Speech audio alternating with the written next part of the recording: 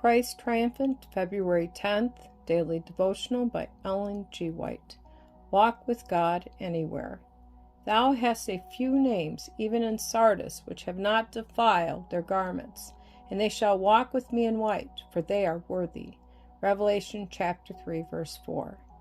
The men and women who have the most to do have the greatest need of keeping God ever before them. When Satan presses his suggestions upon their minds, they may, if they cherish a "Thus saith the Lord," be drawn into the secret pavilion of the Most High. His promises will be their safeguard. Amid all the confusion and rush of business, they will find a quiet resting place. If they will place their trust in God, He will be their resting place. Take God with you in every place. The door is open for every son and daughter of God. The Lord is not far from the soul who seeks Him. The reason so many are left to themselves in places of temptation is that they do not set the Lord ever before them. It is in the places God is least thought of that you need to carry the lamp of life.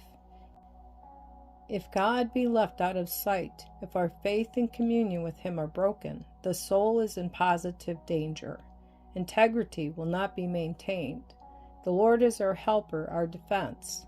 God has provided that no soul that trusts in Him shall be overcome by the enemy. Christ is just as much with His believing ones when they are compelled to be associated with any sense with the world as when they meet in His house to worship Him.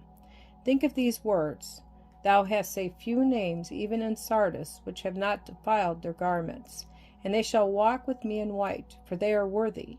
He that overcometh, the same shall be clothed in white raiment.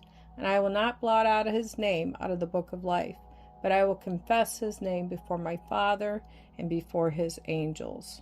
Revelation chapter 3, verses 4 and 5.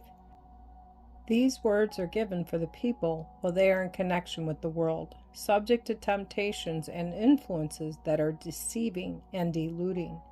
While they stay their mind upon Him, who is their sun and their shield, the blackness and darkness that surround them will not leave one spot or stain upon their garments. They will walk with Christ. They will pray and believe and work to save the souls that are ready to perish. These are trying to break the bands that Satan has fastened upon them, and they will not be put to shame if by faith they will make Christ their companion.